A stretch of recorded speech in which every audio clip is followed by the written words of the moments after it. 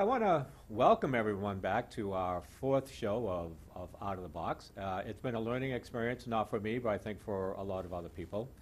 If you remember, if you've been watching the shows, remember the first format, we started with a group of people kind of interviewing them, and we did it on anxiety and depression. And I think that went very, very well, but for me it was hard to kind of find people who were actually available at the time. So the next show we did was trying to get one person on the show, and we did that on, I think, detoxification, which we actually were going to talk about in a little bit later. And they actually didn't show up, so you guys had to watch and listen to my ugly face for an hour, talk about detoxification, so that probably wasn't real pleasant for you. And the feedback we got from that was that an hour listening to me was just too long. So we did a half-hour show the next time, and people really liked that half-hour format. So we're going to stick to the half-hour format, probably for your sanity and my sanity. This time, actually, we're gonna try a PowerPoint presentation. When I do a lot of the research now on these different topics, a lot of people are using whiteboards, and I think they're absolutely fantastic. But I think I'm still a bit old school. I still think I like a little bit of the PowerPoint presentation, so we're going to try to incorporate some PowerPoint slides into this. Maybe in the future I'll join the 21st century and we'll do the presentations on whiteboard, but for now we're going to try to do more of a PowerPoint presentation. And today we're going to recap a little bit of what we did last time. We're going to go over some of the stats on obesity and stats on why this country is so sick, and then we're going to jump into cortisol. And if you remember last week, we did insulin levels, and you know how insulin is produced when the blood sugar goes up. The pancreas produces insulin to try to get the blood sugar into the cell, but the insulin isn't recognizing the cell, so blood sugar goes up, and the insulin then converts the blood sugar into fat, and that's what causes a lot of the obesity, because of the inappropriateness of insulin to actually get sugar into the cell. And through this whole series of talks, what we're going to try to do is show and demonstrate the new science now that obesity or weight loss is not about calories in, calories out. That used to be maybe 100, 150 years ago, where we realized that people were more involved in how many calories they took in during the course of a day and how many calories they actually expended in the course of a day. Well, the new science now is pretty definitive in this, and what we're realizing that it's more hormonal control. And we're going to go over that, and today we're going to talk about cortisol.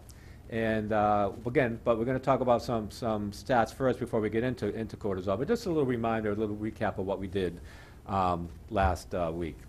So basically, when we look at obesity, and we're going to actually look at a slide now, and it's actually about the top 10 causes of death in the U.S.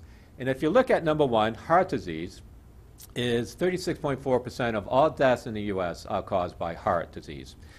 Cancer, 22%, and then cardiovascular disease, 7%. And if you add those up, that actually comes out to about 66% of all deaths in the U.S. are caused by lifestyle issues, diet, and environment.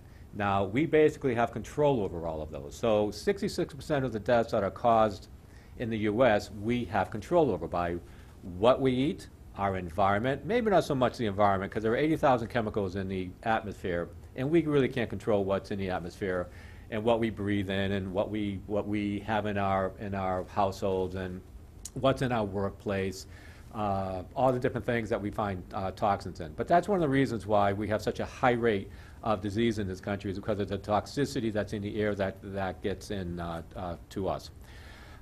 So when we look at this, you can see what's below that is kind of minor. So when we look at 66% of the causes of death in the U.S. are choices that we make. That's a little bit scary. So when we do some numbers, kind of do some mathematical numbers in terms of how much the U.S. spends on healthcare in this country, it's pretty scary. As you can see, the GDP of the United States is $14.3 trillion. All right, obviously it beats every other country in the world. It's a massive amount of spending. The United States, out of the GDP, spends $2 trillion on healthcare costs in this country. That comes out to about 16 to 20% of our GDP is spent on healthcare costs. So we spend $14 trillion. $2 trillion is that is spent on healthcare costs, or somewhere around 20%. And again, that is just a massive, massive amount of money that we spend on healthcare. If you look at the next countries that actually are below us, you can see that they're about half. You can see Japan only spends about 8.2% of their GDP. Australia spends about another 8%. So about half of what we spend on healthcare costs based on our GDP, that's what the average other country spends. So we spend a tremendous amount of money on healthcare. So with that being said, you would think that we would have this incredible healthcare outcome, right? We spend 2 to 3 times the amount of money on healthcare than the next country. So you would think we would have 2 to 3 better results in terms of healthcare outcomes in this country. That our cancer rates would be low, that our heart disease would be low, that our obesity rates would be low. Whatever disease it is, you think it would be low since we spend so much money. The problem is that the World Health Organization every 2 to 3 years does a study, and they rate the 31 top industrialized nations in the country. And they rate them on, number 1, how much is spent on healthcare, and number 2, the healthcare outcomes. And again, obesity, heart disease, cancer, GI problems, cognitive problems, mortality, morbidity, all these different things. So if you think that we spent $2 trillion on healthcare in this country, you think out of 31 industrialized nations, we would be pretty high on that, right? You would think that. But the problem is, out of the money that we spend, we're 31. We are last in healthcare outcomes. We spend twice as much as everybody else, and we are dead last in healthcare outcomes. What is wrong with that picture? I know there's a lot of controversy going on now about what the right healthcare is, and should the government be paying for it? Should it be private? Let's just say I've been in healthcare for 30 plus years, and for 30 plus years, it hasn't worked. It didn't work before Obamacare. It hasn't worked since Obamacare, and it's not going to work after Obamacare until we realize how much money we are spending in this country, and we have the worst outcomes in the world. And so one of the main things that we can look at in terms of the obesity part of it, out of all the money that we spend, $192 billion are spent on obesity in this country. And again, this isn't about blame. This is actually about taking the responsibility off people who are overweight, who are obese, because we're finding out more and more that it's a hormonal control. It's not about calories in, calories out, and a calorie is a calorie. And again, last week, if if you remember, we talked about insulin, and today we're going to talk about cortisol, or the stress hormone, and how that plays an influence, tremendous influence, on weight gain and how you can't lose weight. But just again, some stats on the numbers in terms of what's spent actually in this country. Now, the definition of obesity I don't like, and one of the gentlemen here who works here, Terry, and I are in absolutely agreement. I think more and more doctors are in agreement that obesity should not be measured by BMI. BMI is basically body mass index. And what that is that it's a measure of height to weight. And the reason I don't like that is because you could have a couple people off the camera here. And I think I may have talked about this last time I was actually on. But they could weigh 300 pounds and they could both be 6 feet tall. Well, if one of those gentlemen or ladies were 6 feet tall and weighed 300 pounds, but they were 20% body fat, they would be considered an elite athlete. Their body would be chiseled, it would be very muscular, they would be in phenomenal shape. Whereas another person who weighs 300 pounds is 6 feet tall and who has 45% body fat, again, completely different body. So you have to look at the type of weight that's being lost and the type of weight that's actually on you. So BMI is something that I really don't take a big concentration in. I look at fat mass, and because in BMI, anything over 30 is considered obese. And Terry, the gentleman that works here, he's in pretty good shape, and his BMI is actually over 30, so he would be considered obese, which is just ridiculous. So what we need to do is change those values and go back to something very simple in terms of what the consistency of the weight is. Is your weight fat? Is your weight muscle? Is your weight water, bone? What percentage of each tissue corresponds to your weight? And that's what we really need to go to. So we really need to get BMI out of the picture and go towards more fat loss. Fat per percentage. Now, to show you the increase in obesity over the next couple minutes here, you can see back in 1990, most of the colors on that map in the upper left-hand corner were below 10%. They were white and blue. So the majority of obesity in these countries were less than 10%. Then we go back into the early 90s, and you can see the colors changing a little bit, going up into maybe 15 to 20%, and then going into the early 2000s, going up a little bit. And you can see in this animation how it actually starts changing. So it's going from, kind of a white to a light blue in the 90s. Now we're still not into the dark blue, the yellow, or the orange, or the red, which are the much higher rates of obesity. And again, the obesity is based on BMI, which I don't particularly like, but it's still a factor that we can draw out some facts from, some figures from. So you can see that most of the country here is still about 10% or lower.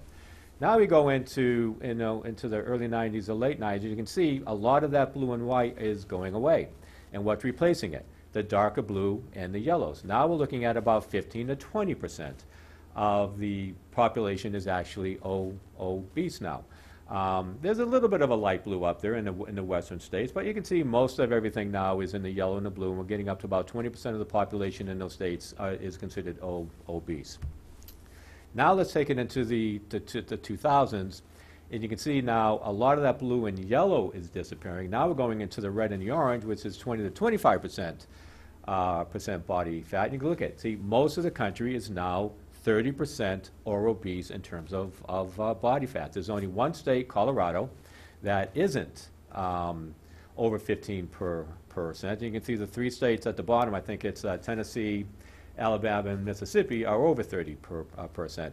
Now these figures are a little bit old, and I'm trying to update them a little bit. And my guess is if we get up into 2010 to 2015, it'll be much higher. My guess is probably most of the country would be over 30% instead of the three southern states that are now. So obesity is an epidemic. There's no doubt about it. It costs healthcare system, like I said, $2 trillion in terms of GDP, almost $200 billion related to just the obesity epidemic. But again, have our genes changed that much? Of course not. Our genes have not changed in the past 30 years to all of a sudden say, hey, we're going to become fat, we're going to become obese. Everything is going to change in us, so we'll walk around with percent body fats over 40% and BMIs over 30%. So something had to change and going on through here. And again, what that is hormones. And the hormones have drastically changed, and again, that's what we're going to talk about today. It's called cortisol. And again, one of the things when people come into my office, and I do a lot of clinical nutrition in my office, I'll always ask when people come in and they're all excited and I feel bad for them. They come in and say, hey, doc, I lost 5 pounds this week. And I'll always say, well, 5 pounds of what? And unless we're measuring that, they don't know what they're actually losing. And you can see from this slide that's up here, you can see that 5 pounds of fat is a lot larger than 5 pounds of muscle. And not only that, it kind of doesn't look as nice either. So when I talk to people, it's never about weight, all right? It's never about total weight. It's about the type of weight. And you can see that 5 pounds of muscle took up this much space, and 5 pounds of fat took up this much space. So when people lose 5 pounds of muscle compared to 5 pounds of fat, they're just going to be smaller. And that's why I tell a lot of women, especially, don't worry about the scale, because the scale is just going to tell you weight, but not what type of weight. What I want to do is measure them and see what actually type of weight that they're actually losing, but we want to look at their dress sizes or their pant sizes. And again, they may say, I only lost 5 pounds. But they may have lost 5 pounds of fat, which is fairly large, and gained a couple pounds of muscle, which is fairly small, so they may fit into a couple sizes actually smaller, even though their weight loss was actually minimal. So they may have lost fat, gained muscle tissue, which is exactly what you want to do, because muscle tissue is what's metabolically active. You do not want to lose muscle tissue. And so these are just some of the factors that we look at in terms of weight loss. So when we look at the environment, we look at all the different reasons why people have trouble losing weight. We look at, there's obviously, we talked about earlier, the toxic environment. We are toxic. There's 80,000 chemicals in our environment. All of us have 500 chemicals in our environment that are toxins, and a lot of them are carcinogenic. Our liver is not detoxifying them. So of course that's going to play a role on hormones. In terms of how that's going to affect the hormones in our body and getting rid of the hormones. And hormones, again, what we're saying over and over. Weight loss is a factor of hormones now. It's not about calories, it's about hormones. And when you're not detoxing right, you're going to affect your hormone levels. And that's one of the things that we really need to look at is detoxification and toxins in our environment and in our body to lose weight. The other thing we want to look at is when the body actually, the GI system is actually ill. A lot of people have conditions called dysbiosis, which is an alteration of the gut flora in the body, or leaky gut, which is actually bacteria, viruses, toxins, different things that are leaking through the gut. It's also called intestinal permeability. But what happens, these things leak through the gut, they cause a lot of inflammation in the intestinal tract, and then those substances that leak through the gut affect your immune system. Since 80% of your immune system is in and around your intestinal tract, it's going to cause a lot of immune responses, which again is going to cause a lot of inflammation, which is going to cause a lot of hormonal damage. So we have to look at the intestinal tract too when we're looking at weight loss. The other thing we can look at, again, as we kind of talked about, is inflammatory conditions. And when I mean inflammation, I don't mean just a little redness on the skin. I mean very powerful inflammatory markers like CRP, specific CRP, prostaglandins, leukotrienes. There are hundreds of inflammatory markers in our body that we can measure. And if we take the typical person in a lab, and whether they're thin, whether they're average, or whether they're obese, we're all going to have high inflammatory markers. Obesity people tend to have higher inflammatory markers because adipose tend to be more inflammatory. It tends to produce a little more what's called arachidonic acid.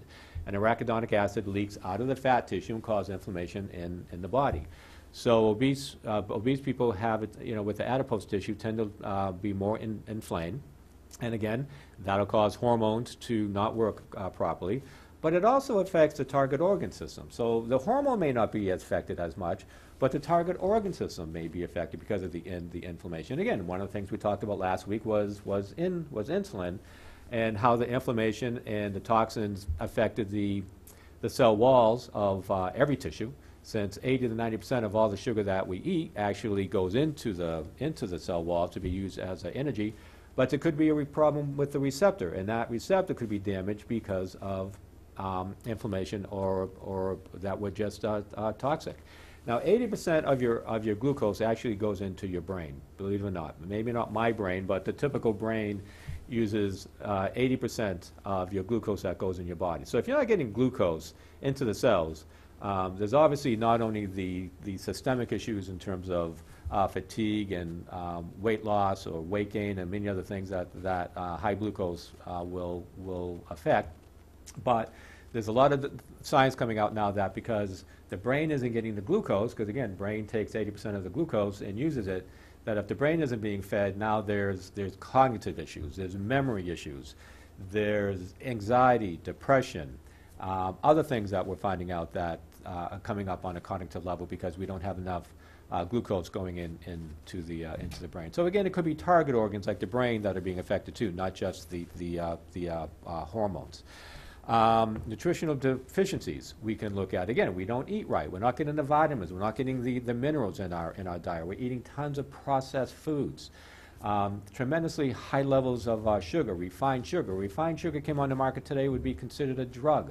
It affects the same reward center as a lot of these drugs do. Heroin, cocaine. Sugar is a reward, and so when we feed ourselves sugar, refined sugar, processed sugar, we're getting a reward out of that. So we need to look at the types of food that we're eating, and some of the things we want to look at too is excessive caloric intake. Now, yes, even though this presentation is about calories in, calories out, and how it's not as effective as it once was before, and we're looking at hormones, there are still some people, let's face it, who just eat too much and exercise too little. And there's always going to be those type of people, but that's not what this presentation is about. We're looking at the hormonal control of these people who have trouble losing weight. They're doing everything right. They're exercising. They're dropping their caloric intake. They're taking the right supplements. They're getting maybe the sleep that they need, but they just can't take off the weight. Not only can they not take off the weight, but they're actually gaining weight by being on a diet. And so obviously the last thing that we want to look at is hormonal control. All right, so that's the thing we really want to look at, and we're going to start talking about cortisol, because that's really what this presentation is about.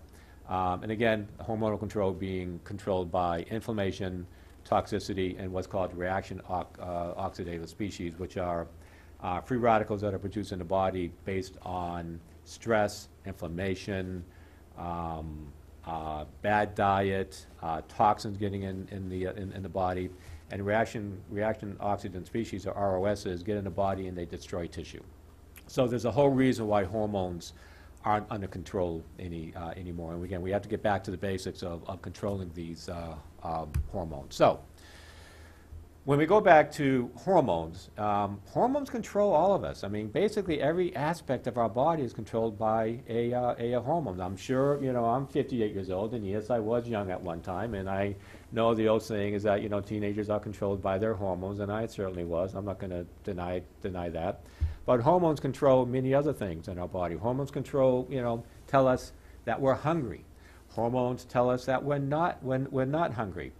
Hormones will tell us that we need to increase our energy expenditure. We're putting on too much weight, so we have to actually work out a little bit more. So our resting energy expenditure actually will go up, or the calories out are going up. And the exact opposite, it will lower our REE, or resting energy expenditure. If the body thinks it's going into starvation, the last thing it wants to do is lose calories, right?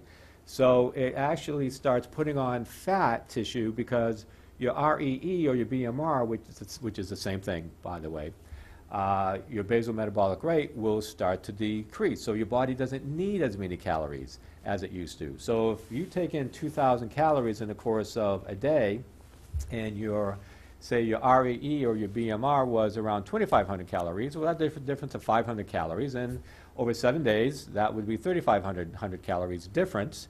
And basically 3,500 calories equals a pound of fat. So if that was true, then everyone who ate 500 calories less than what their BMR or RNE was should lose 500 calories a day, or about 3,500 calories a week, or about a pound of fat a week. We know that doesn't work anymore, because we know it's not based on calories in and calories out. So hormones tell us our bodies a tremendous amount of information. So we're not going to go into the hormones in terms of exactly what it does, but just be conscious that hormones can pretty much control a lot of what we do, and our hormones are being disrupted. They're being catabolized. They're not working right, and the end product, or the organ system that actually works on with these hormones, are being degraded too. So like I said, heart, liver, intestines, brain, adrenal glands are all affected by a hormone. So what we're going to do now is get into cortisol. And basically, cortisol can be a fairly complex series to go through. And we're going to keep it very, very, very, very basic, so I can understand it, because I get into all these different papers and go to meetings and different things like that, and they're talking about cortisol, and it's like, huh, what? And I have to go home or back to my room and read, and everybody wants to go out to, to a bar and eat that night. And I'm in my room trying to figure out, okay, what was I saying that afternoon? So, it can be a little bit of a complex subject, but we're going to kind of keep it easy for you. So one of the things that we look at cortisol and its effect on the body is inflammation. Inflammation, again, we're not talking about a little bit of a red mark on your skin. We're talking about very powerful inflammatory markers in your body that are affecting different systems of your body. And inflammation will definitely affect cortisol levels. There are other things we're going to talk about, like stress, that's going to affect cortisol levels also. But if you can look at this slide again, you can see that inflammation increases anxiety and depression. You increase anxiety and depression, what do? You eat more, typically. You know, more people who are going through anxiety, they eat because they're nervous. It's just something that is kind of a normal physiological response. Depression, people can go either way. Some people eat more with depression. Some people eat less with depression. But inflammation will cause anxiety and depression. You can see that it actually increases insulin. And insulin is increased, as we talked about, with increased blood sugar. But the increased blood sugar causes insulin resistance, so the blood sugar can't get into the cell, so you produce fat. So inflammation can also help with insulin resistance and the production of fat. Metabolic syndrome, same thing. The body cannot process sugar, it cannot process cortisol, it cannot process other hormones. It's called metabolic syndrome, syndrome X. And this is one of the things that inflammation can actually lead to. So inflammation can, one of the things that can lead to a lot of different things that actually increase weight and will have a dramatic effect on people not losing weight. So if people aren't addressing inflammation in the body and they're trying to lose weight, they're missing a big part of the aspect of the body that wants to lose weight. And again, inflammation isn't the only thing. Again, we have to look at the toxicity, the reaction to oxygen species, the stress, things like that. But inflammation has a very large role. And one of the things that has a large role is in inflammation and cortisol. And we're going to look at cortisol as it kind of relates to stress. So what we're going to do here is where does cortisol come from? Now, cortisol is a glucocorticosteroid. It comes from your adrenal gland. Your adrenal gland is actually at the top of your kidneys, all right? A lot of other hormones are produced by your adrenal gland, cortisol being one. And you've probably heard of cortisone, you know, which you get that injection with because it's a good anti-inflammatory. That's a derivative of cortisol. You know, fasting, food intolerance, awakening. Cortisol has a diurnal rhythm, meaning it goes up and it goes down during the course of the night. So cortisol levels tend to change. But cortisol levels are basically what we call the stress hormone. And we're going to get into that in a little bit and why that is so damaging. Now, cortisol also affects energy regulation and mobilizations within the body. It also affects what type of calories you're going to use when your body is under stress. Is cortisol going to affect your glucose? Are you going to get new gluconeogenesis, which is the production of new glucose, or glycolysis, which is the breakdown of glycogen, which is the storage form of glucose in your cell to make glucose. So cortisol has an effect on that. It's gonna ask, oh, gee, do we know if I can't get enough glucose into the system because we're just not enough glucose there and there's not enough storage glycogen there, is it going to break down protein into its amino acid constitute? Because every protein is made up of amino acids. So people wonder, well, why should I take amino acids? Why are amino acids in my vitamin? Why are amino acids here? What is the big deal about getting my daily intake of not just the amino acids, but the right kind of amino acids and the right amount of amino acids? One of the things that people have a big problem with when they're taking supplementation, I find this in my practice all the time, is that people will come in with a bag full of supplements and will literally cover my desk with these supplements. And we go through them, and about a third of them I just put aside and say, no, that you don't need them. A third we'll actually use, and a third will kind of like go back and forth and kind of determine what we're going to use. The problem is that a lot of people don't use supplements correctly.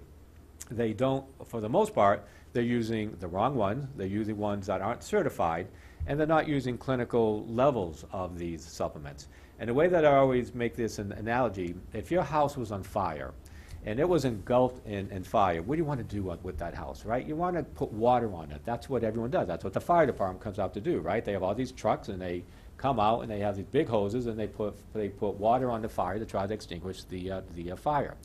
But what if your house is engulfed in fire and you're just out there with your garden hose putting the fire out on your fire? Is it going to do anything? No, of course not. Your house is engulfed and you're standing there with a little hose trying to put the fire out. It's not going to have any difference at all, or make any difference at all. So what supplements need to do, you need to take enough supplements in the right amounts and the right combinations to have a clinical effect. And most people don't know how to do this. They don't know what supplements to take, and they don't know how much to take, so they don't get the clinical effects of the supplement. So they can take all the supplements that they want, and it's not going to have a clinical effect. And again, this is what you kind of need to know, and you can hear from your MDs or read it in magazines. But if you want to have a clinical effect on your body, especially your hormones in terms of obesity, you have to be taking the right type of supplements, and you have to be taking the right amount of the supplements. So cortisol, again, is a stress hormone. It's produced by your adrenal gland, and it's produced in response to stress. Okay, the problem with stress today is that what used to happen many years ago, and I don't want to get into whether it was thousands of years ago or tens of thousands of years ago, the stress response kept us alive. So when we were under stress, we were being attacked either by, a lot of people like to use, are you being attacked by a bear or a mountain lion? But we had obviously many other stresses going on. Starvation, where we were going to get our next food. Was another tribe, if you're an Indian, going to attack you? When was the next rain going to come? So there were a lot of stresses back thousands of years ago. But still, those stresses were not common. Maybe once a week, maybe twice a week, they would come. So when your body is under stress, it raises your cortisol levels. Okay, it's called the fight or flight syndrome, and we're going to get into what that rise in cortisol level actually does. So many years ago, we would be under a stressor. Cortisol levels would rise. And the cortisol levels are saying, okay, we need to either stay here and fight, or we need to get out of here, okay?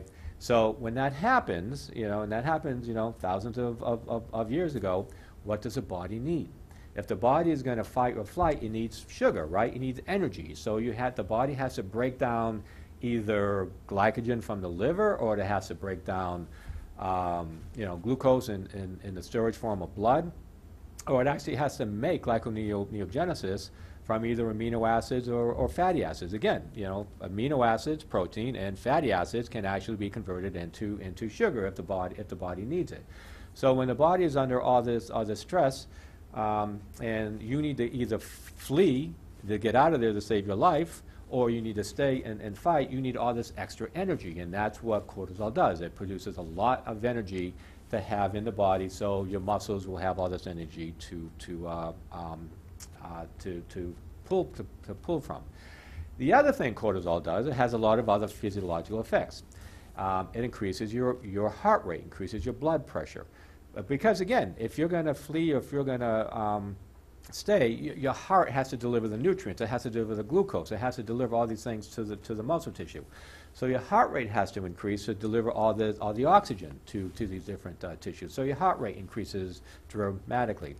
Your arteries can constrict because it wants to raise your blood pressure to get these nutrients to the body and to the extremities a lot faster.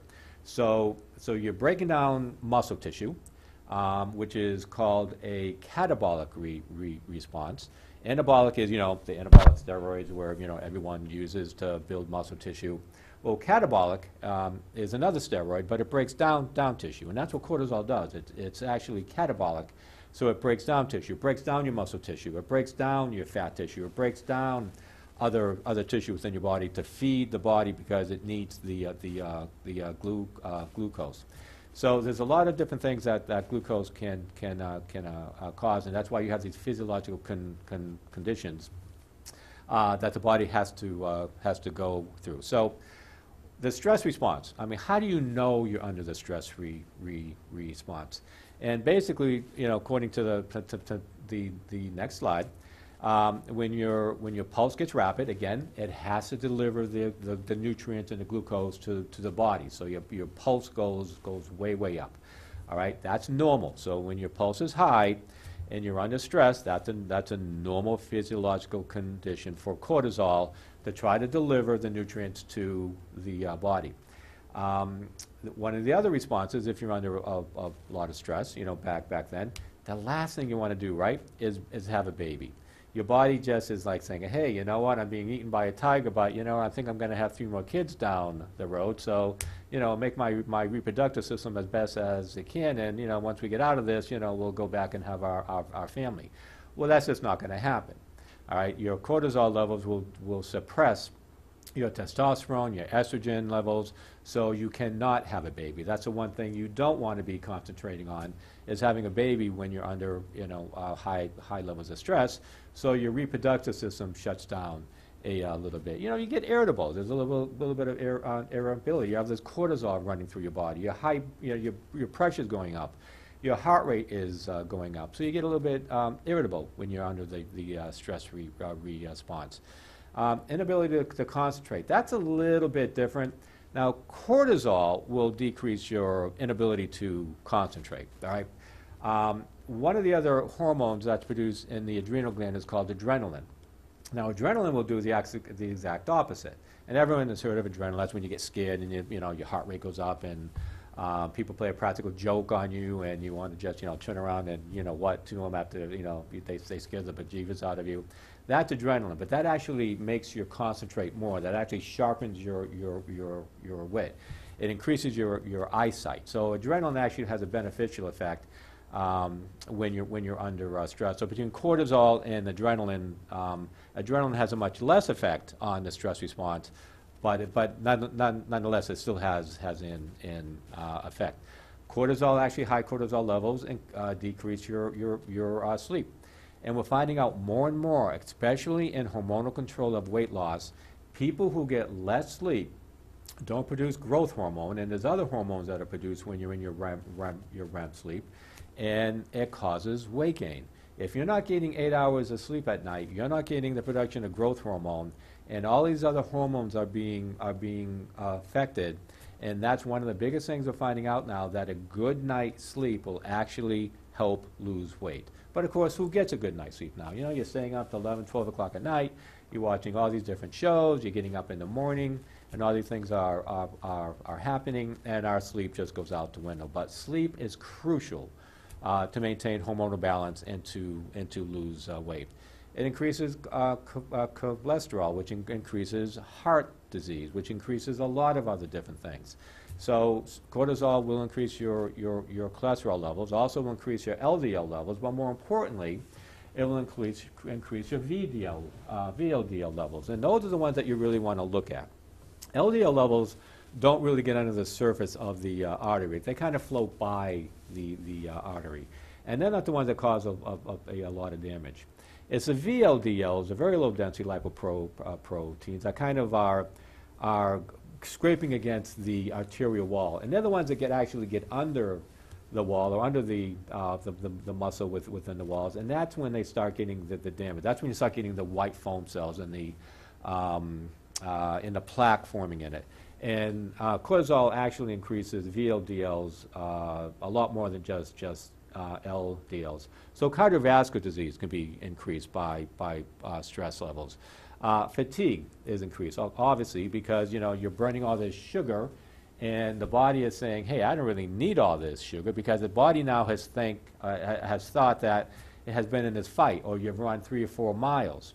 Well, you haven't. You've just been under a normal daily stress. And let's kind of get into a little bit here of the difference between stress now and the stress between 1,000 years ago. 1,000 years ago, again, it was life or death stress. Today, it could be your child waking up at 4 in the morning when you have a presentation at 7 o'clock in the morning. That's going to be based on a promotion. It could be driving to work in a lot of traffic. It could be your boss. It could be a coworker. It could be a relationship, a good relationship, bad relationship. So stress that was built into us to only happen once or twice a week to survive a very dangerous situation is now happening half a dozen to a dozen times a day. So our cortisol response is happening much more than it should. Our body was never made to have that cortisol response or that fight or flight syndrome as much as it happens. And I was only made to happen a couple times a week. So cortisol levels are constantly increasing in our body, every half hour, every hour, depending on how much stress you're on. And again, we're looking at the effects of cortisol. And if this is happening a half a dozen times a day, this is what these high cortisol levels are doing to you. And we've just been going over them. It causes anxiety and depression because, again, if you're not getting that glucose into the brain, it's going to affect cognitive function. And again, we talked about a couple of things, decrease in testosterone and estrogen, of course, because you don't want to have a baby when you're under stress. So cortisol can be a very dangerous hormone, and it not only is it dangerous in terms of the immediate danger of converting all these different types of energy, fatty acids, stored glycogen, and amino acids into glucose, but they can have a lot of long-term effects also. So when we go into the next slide, again, what we're trying to say with this slide, even though physiologically speaking, this was a good thing a long time ago, it's not a good thing now. All right, cortisol we need it again to stay alive. We don't need as much cortisol today because we're not under that fight or flight response anymore. And again, it's made to keep us alert, so a lot of cortisol will keep us awake at night, and that could be part of the sleeping problems. Increases your respiratory system. Again, if you need to fight or flight and your heart rate is increasing, your blood pressure is increasing, and all your nutrients are increasing, you need to get more oxygen to the cells. That could lead to other problems, especially people who have chronic respiratory disease. So what used to happen just a couple times a week is now happening 6 to 12 times a day, and it's causing just a whole cascade of problems. And one of the things it's causing, obviously, is obesity because we're making all of this glucose from all of these different substrates, glycogen, amino acids, fatty acids, and the body thinks, like I said, it had run this marathon and it hasn't. Well, what's the body going to do with it? It's just going to turn it right back into fat again. And that's what the body does. All this extra sugar that it's gotten from the cells or the liver or the muscle tissue, it doesn't need. So it will convert it right back into fat, and then of course, then you have the issues with obesity with high levels of cortisol. And so again, one of the things that we have to look at is that excess cortisol also increases your cravings. And so again, it's that reward center. So excess cortisol, you think that you've used all this energy, and the energy now you haven't used gets converted into fat, but now the blood sugar goes down, so now you start thinking, hey, I'm kind of hungry again, so your appetite goes up, and so you eat more. And so there's this up and down linear pattern that, when you have these stress responses, that you're going to go through these periods of I'm full, I'm hungry, I'm full, I'm hungry, but it's going to increase your cravings for basically carbohydrate, sugar, something that's going to be nice and fast to get into your system. So there's a lot of other issues that cortisol can cause also. Now, one of the things with cortisol is that it actually produces a bad type of fat. Okay, and the bad type of fat is called visceral fat. You have subcutaneous fat, which is kind of throughout the body, and then you have visceral fat, which is kind of under the belly. Visceral fat is dangerous fat. Visceral fat causes heart attacks. Visceral fat causes diabetes. Visceral fat causes insulin resistance. Visceral fat causes a lot of problems. For whatever reason, cortisol tends to deposit more visceral fat than subcutaneous fat. And everyone knows where the visceral fat is located. All you have to do is get up, get in front of a mirror, turn sideways, and when you see this little gut on you, that's visceral fat. And that is something that is, like I said, it's much, much more dangerous than subcutaneous fat. So cortisol, with all the other things that it does, it increases visceral fat. And visceral fat, like I said, is actually dangerous. And so the visceral fat, what you want to do is actually, minimize your cortisol levels so you're not producing as much visceral fat, but we all have it. We all have visceral fat. So the more cortisol, the more visceral fat, the more you're going to get this little pouch on your stomach, and the harder it's going to be for you to lose that pouch because now you have cortisol maintaining that visceral fat. So again, you can diet all you want. You can exercise all you want. That visceral fat is not coming off. If you don't control your cortisol levels, that visceral fat is staying exactly where it is. So that's one of the things that cortisol also does. It dictates the type of fat that's in the body. So just a little schematic here now. Again, we talk about cortisol being the stress hormone. Again, the flight-or-flight syndrome that used to be very, very beneficial a long time ago. Not so beneficial now. But we are under stress.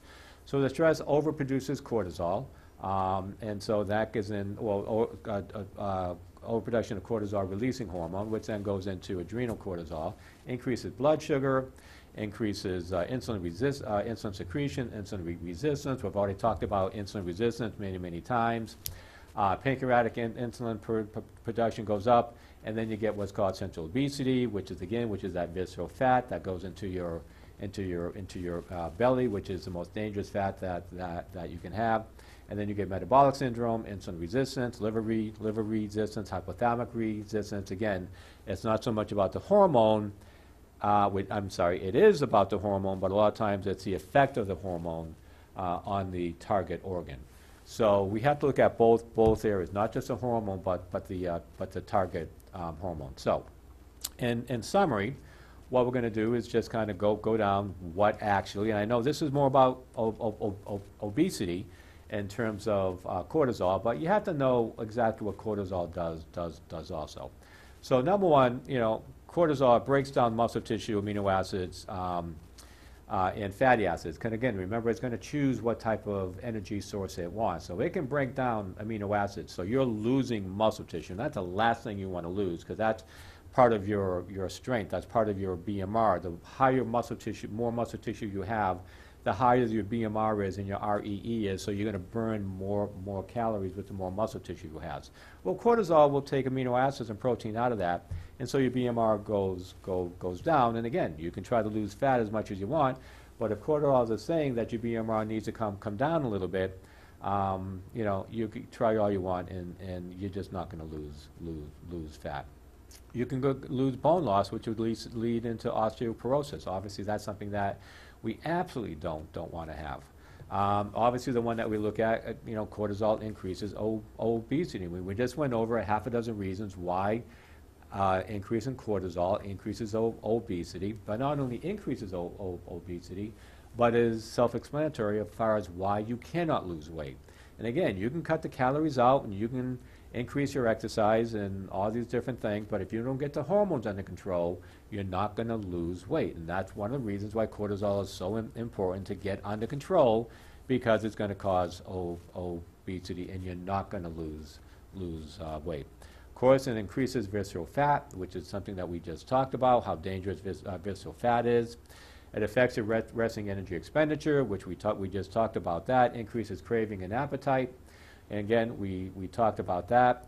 It actually decreases your immune response, or your secretory IgA, and that will set you up for getting colds and flus and suppresses your immune system. So, of course, if you're obviously getting sick, what's going to happen? You're not going to want to exercise. You're not going to want to do what you need to do to actually lose fat, whether it's exercise or decreasing calories, or doing what you need to do to balance out hormones or to repair the target tissue, because you're constantly getting sick, because your secretory IgA is going down, because cortisol is going up, so it's making you sicker. Increase in insulin is going to increase insulin resistance. Again, one of the things that's going to put on weight gain. It actually minimizes your front lobe, and that's where your memory is, and that's where your depression and your anxiety comes from. So your frontal lobe actually gets affected by cortisol, And a lot of people have trouble with memory. They get depression, they get anxious. It all affects your reward center. So it's going to increase your reward center. So the more your reward center gets stimulated, the more you're going to want to eat, increasing appetite. And it's also going to affect probably the main part of the brain that controls hunger is your hypothalamus and your pituitary, because a lot of these hormones, we're going to talk about two next week, called ghrelin and leptin, which have a negative feedback loop on your hypothalamus and your hippocampus and your pituitary gland, and how it affects that. So that's the kind of the long and short of cortisol. I think we went into enough detail that you can understand how cortisol can be very, very dangerous and how it affects your weight loss. Again, if you have any questions, if there's another topic that you want to talk about in the future, please email me at drdoneric@gmail.com. If you want to go on my website, it's drdonharris.com. You can call my office at 334-33-3000. We're always looking for feedback on how to do this better or different topics. So, I'm reaching out to you to see if there's anything that you think we can do better or different topics, and I appreciate the feedback that we've gotten up to this point. I think we're getting better at it. We still have a long way to go.